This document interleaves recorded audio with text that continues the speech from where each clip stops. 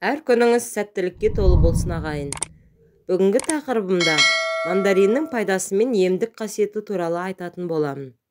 Ежелгі Қытайда мандаринді бақыт, байлық және ұзақ өмір сүрудің символы деп есептеген. Сол үшін де олар қонаққа бара жатып мандаринді сыйлыққа алатын болған. Өз кезегінде үй иесі де кетіп бара жатқан қонағына осы жемісті сыйлаған. Мандарин сөзі Қытай тіліне аударғанда бай адам деген мағынаны береді. Мәңгі жасыл болатын ағаш бір маусымда 600 данаға дейін жеміс береді.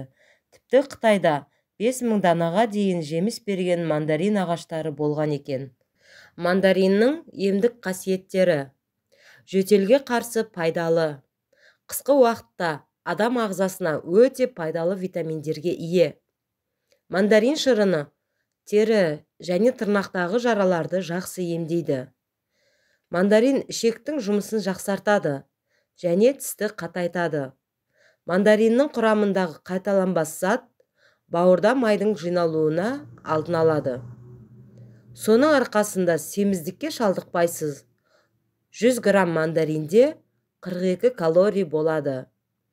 Асқазан, ішек аурулары, іш өтуімен ұласқан кезде мандарин шырыны өте пайдалы.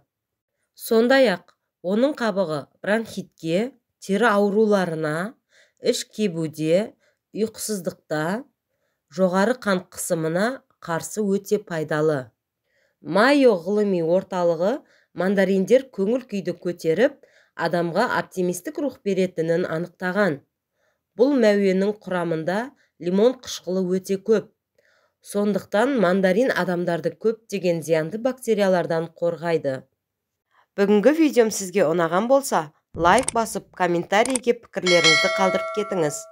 Келесіде қандай жеміс-жидектер туралы айтқанымды қалайсыз?